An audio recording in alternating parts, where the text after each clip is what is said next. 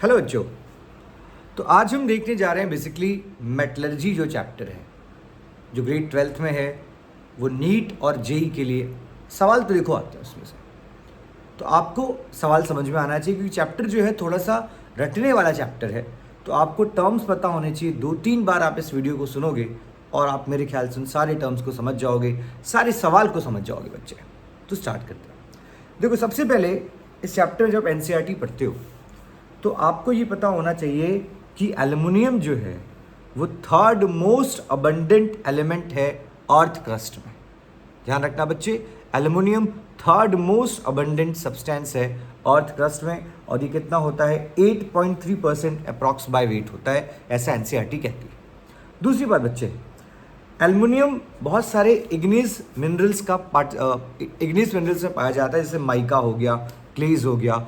बहुत सारे जेमस्टोन्स जो हैं वो इम्प्योर फॉर्म ऑफ Al2O3 होते हैं, बहुत सारे जेमस्टोन, ध्यान रखना। अच्छा, इसके अलावा आपको पता होना चाहिए रूबी जो जेमस्टोन है उसमें क्या पाया जाता है, क्रोमियम। ये सवाल इस चैप्टर में भी है और DNF में भी है। दूसरा, जो सफ़ायर है, सफ़ायर जो जेमस्टोन है उसमें क्या पाया जाएगा बच्चे, कोबाल्ट। तो रूबी में क्रोमियम और सफ़ायर में क्या मिलेगा आपको, कोबाल्ट। तो आगे चलते हैं बच्चे। फिर कहता है कि आपको थोड़े से और पता होने चाहिए इस चैप्टर के, ठीक है। जैसे देखो, एल्युमिनियम का और क्या होता है, बॉक्साइट, और बॉक्साइट का फॉर्मूला क्या होता है, Al2O3.XH2O। Bauxite is Al2O3.XH2O। वैसे बच्चे दूसरा फॉर्म आपको मिलता है कायोलिनाइट का, ये एल्युमिनियम के लिए है, कायोलिनाइट, KAOLINITE, और ये एक फॉर्म ऑफ क्ले होता है कायोलिनाइट। फॉर्मूला होता है बच्चे इसका Al2 कॉम्प्लेक्स के अंदर Al2OH का होल 4 Si2O5, Al2OH का होल 4 Si2O5, ध्यान रखना। अच्छा, उसके बाद आते हैं आयरन पे। तो आयरन के जो हमको और मिलते हैं, एक मिलता है हेमाटाइट, फॉर्मूला है Fe2O3, एक मिलता है मैग्नीटाइट, फॉर्मूला है Fe3O4, एक मिलता है साइड्राइट, फॉर्मूला है FeCO3, ध्यान रखना, साइड्राइट में कार्बोनेट आ गया FeCO3। देन एक मिलता है बेटा आयरन पायराइट, इसमें आ गया FeS2, ठीक है। फिर आता है कॉपर के लिए। तो कॉपर के लिए हम कहते हैं जो हमको मिलेगा वो मिलेगा copper pyrites, the formula is CuFeS2।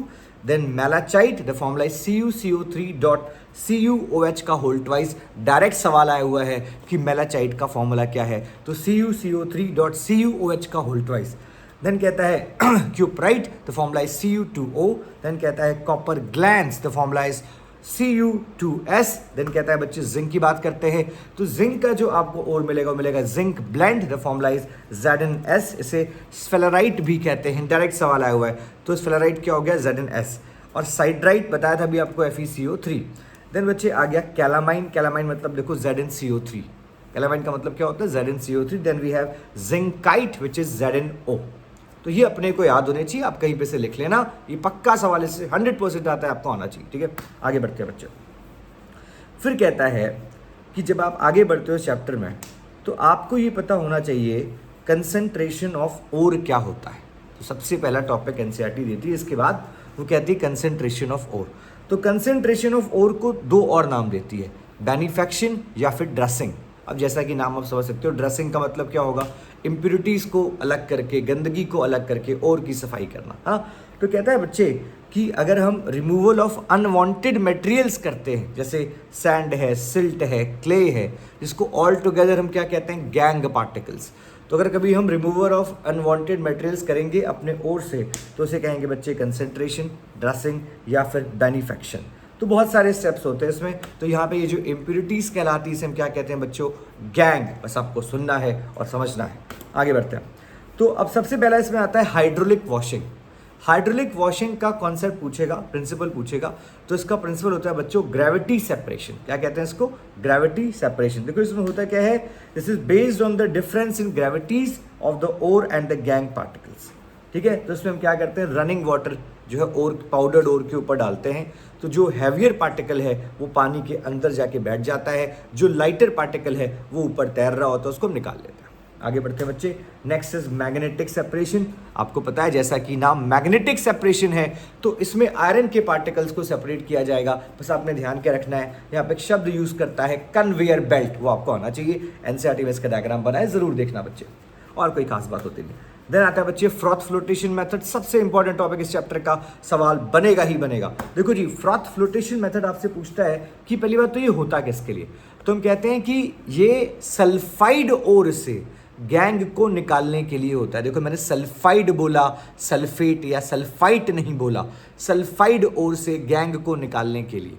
तो अब सल्फाइड ओर जो मैंने आपको अब तक बताया वो देखो क्या क्या बताए थे। एक बताया था आयरन पायराइट FeS2, एक बताया बच्चे मैंने आपको कॉपर ग्लैंड्स Cu2S, एक बच्चे मैंने बताया आपको जिंक ब्लेंड ZnS, और एक लेड बनाता है PbS। ठीक है ना, अब आगे बढ़ते हैं बच्चे कि फ्रॉथ फ्लोटेशन मेथड में करते क्या है। तो बेसिकली क्या होता है कि फ्रॉथ फ्लोटेशन मेथड में हम एक सस्पेंशन बनाते हैं, ना कोलाइड ना सोल्यूशन, क्या बनाएंगे, सस्पेंशन। तो फाइनी पार्टिकल हमारे पाउडर्ड फॉर्म में ओर को, उसमें हम बच्चे पानी मिलाते हैं और फिर उसमें ऐड करते हैं कलेक्टर्स और स्टेबलाइजर। अब हमें ये याद होना चाहिए कि कलेक्टर क्या होता है और स्टेबलाइजर क्या होता है और इनका काम क्या होता है। तो देखो NCERT कहती है कि कलेक्टर्स का मतलब है pine oil, fatty acids, xanthate, direct सवाल आएगा, ध्यान रखना इस चीज़ को। अच्छा, और कलेक्टर्स करते क्या हैं, दे एनहेंस मतलब बढ़ा देते हैं non wettability of the mineral particles. Mineral particle गीले ना हो ज़्यादा, अदरवाइज वो पानी को सोख के नीचे बैठ जाएंगे। So collectors enhance the non wettability of the mineral particles. ठीक है बच्चे, और कलेक्टर्स मैंने बता दिया क्या क्या यूज़ कर सकते हैं, pine oil, fatty acids and xanthates. फिर आता है स्टेबलाइजर्स। तो स्टेबलाइजर्स मेनली होते हैं तुम्हारे क्रिसॉल या होंगे तुम्हारे एनिलीन, और ये क्या करते हैं, ये झाग को या फ्रॉथ को स्टेबलाइज करने में हेल्प करते हैं। ठीक है, ये सवाल पूछेगा क्या होता है। अब होता है क्या है कि जो मिनरल पार्टिकल है वो पानी से तो वेट होगा नहीं, क्योंकि हमने क्या ऐड कर दिया उसमें कलेक्टर, तो वो वेट हो जाता है ऑयल से, और ऑयल के नीचे एक सतह बना लेता है, वहाँ नीचे वाली सतह पर जाके वो चिपक जाता है। अब हम क्या करते हैं, एक रोटेटिंग एयर पैडल लेते हैं और उसके हेल्प से हम एयर को अंदर भेजते हैं मूव करके। तो क्या होगा, अब हवा चली गई तो वहाँ पे झाग बनना शुरू हो जाएगा, उस फ्रॉथ के नीचे मिनरल पार्टिकल जाके लग जाते हैं और हम उन लाइटर मिनरल पार्टिकल्स को वहाँ से स्किम ऑफ कर लेते हैं। तो ये था फ्रॉथ फ्लोटेशन मेथड जो सल्फाइड ओर के लिए होता है। ये बच्चे हम लोगों को ध्यान रखना है। अब आगे बढ़ते हैं। फिर कहता है कि अब कभी कभी क्या, मान लो अगर हमको 2 सल्फाइड ओर मिल गए, मान लो कभी हमको ZnS मिल गया और कई बच्चे सपोज हमको PbS मिल गया। अब हम सेपरेट, अब इन्हें कैसे सेपरेट करें, तो कहते हैं कि इन्हें सेपरेट करने के लिए हम इसमें ऐड करेंगे डिप्रेसेंट। तो डिप्रेसेंट मेटलर्जी में क्या होता है, NaCN। ये क्या करेगा, जैसे मान लो लेट्स सपोज NCERT कहती है कि अगर आपके पास ZnS और PbS दोनों है और आपने NaCN डाल दिया तो it selectively prevent ZnS coming to the froth. ZnS का फ्रॉथ नहीं बनेगा, किसका बन जाएगा, PbS का।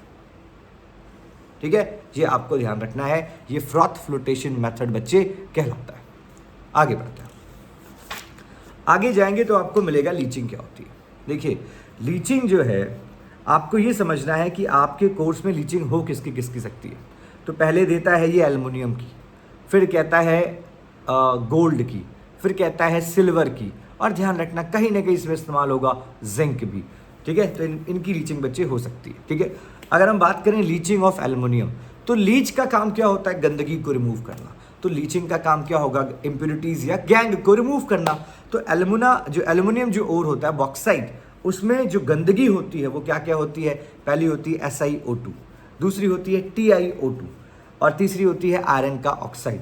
तो लीचिंग प्रोसेस से हम लोग क्या करते हैं, concentration is carried out by digesting the powdered ore with a concentrated solution of NaOH। Digestion नाम का एक प्रोसेस होता है जहां पे हम कंसंट्रेशन करते हैं with the help of NaOH, सब लोग ध्यान रखेंगे। ठीक है, अच्छा किस टेम्परेचर पे, 473 से लेके 523 केल्विन, और किस प्रेशर पे, 35 से लेके 36 बार प्रेशर, ये जरूर ध्यान रखना। फिर कहता है कि इस तरीके से जो एल्युमिना है, जो एल्युमिनियम है Al2O3, वो लीच्ड आउट हो जाता है सोडियम एल्यूमिनेट के फॉर्म में। तो लीचिंग ऑफ एल्युमिनियम में जो पहला स्टेप हुआ कि Al2O3 हमको किसके फॉर्म में मिला बच्चे, सोडियम एल्यूमिनेट के फॉर्म में मिलेगा, उस तरीके से वो लीच आउट हो जाता है। अच्छा, कभी कभी सोडियम सिलिकेट भी मिल जाता है वहाँ पे। तो अब क्या करोगे, अब आपको ये जो एल्यूमिनेट मिला डाइजेशन प्रोसेस के बाद, आप इसमें कार्बन डाइऑक्साइड ऐड कर दोगे। पूछेगा उसका रोल क्या है, तो रोल क्या होता है बच्चे, वो न्यूट्रलाइज कर देता है, ठीक है, और वहाँ पे आपको Al2O3 का प्रेसिपिटेट मिल जाता है। अब आप क्या करोगे, यहाँ पे आप इसे फिल्टर करोगे, ड्राई करोगे, निकाल लोगे और हीट करके आपको प्योर Al2O3 मिल जाएगा, ठीक है। नाउ अब दूसरा एग्जांपल क्या है, सिल्वर और गोल्ड का। आपने क्या ध्यान रखना है कि सिल्वर और गोल्ड को हम लोग लीच करते हैं उस प्रोसेस से जिसका नाम है साइनाइड प्रोसेस। तो साइनाइड प्रोसेस में हम क्या करते हैं, we add a dilute solution of NaCN और KCN which helps in the formation of complex of silver and gold, ठीक है। फिर फर्दर इससे बच्चे हम जिंक को ऐड करते हैं। तो जिंक क्या करता है, रिप्लेसमेंट रिएक्शन कॉज कराता है, या ये एज अ रिड्यूसिंग एजेंट भी यूज होगा, यहाँ पे ध्यान रखना। और याद रहे कि साइनाइड प्रोसेस में हम ऑक्सीजन का इस्तेमाल करते हैं, ठीक है बच्चे। आगे चलते हैं, नेक्स्ट आ गया कैल्सिनेशन और रोस्टिंग क्या होता है। तो ये हमने ग्रेड 10 में भी पढ़ा था। कैल्सिनेशन का मतलब होता है आप अपने कार्बोनेट ओर को in the absence of oxygen heat करिए। फॉर एग्जाम्पल मान लो हमारे पास है ZnCO3, हमने इसको in the absence of oxygen heat किया, हमें क्या मिला, ZnO + CO2। फिर ये जो हमें ZnO मिल गया, इस ZnO को फर्दर अगर हम रिड्यूस कर दें, हमें क्या मिल जाएगा, मेटल हमारा। तो कैल्सिनेशन आपको ध्यान रखना है, एक एक्सेप्शन चीज़ है इसमें, कैल्सिनेशन Fe2O3.XH2O के लिए भी होता है, जहाँ पे हमको Fe2O3 मिलता है। ध्यान रहे, कैल्सिनेशन Fe2O3.XH2O के लिए भी बच्चों होता है। आगे बढ़ते हैं, रोस्टिंग। रोस्टिंग क्या होता है, रोस्टिंग में जैसे आप चिकन को रोस्ट बनाते हो, तो रोस्टिंग में क्या करोगे, आप अबंडेंट सप्लाई ऑफ ऑक्सीजन दोगे बच्चे। तो जो आपका रोस्टिंग होगा किसके लिए, बेसिकली होगा सल्फाइड ओर के लिए। ये भी किसके लिए हो गया, sulphide ore. For example ZnS है, हमने उसमें ऐड कर दिया बहुत सारा ऑक्सीजन, तो बन गया ZnO + SO2। फिर हम इस ZnO को फर्दर रिड्यूस करेंगे, ठीक है। तो कार्बन से कर सकते हो, कोक से कर सकते हो। आगे चलते हैं बच्चे, अगला टर्म है जो आपको आना चाहिए, वो है कि फ्लक्स क्या होता है। इस चैप्टर में फ्लक्स पूछता है क्या होता है।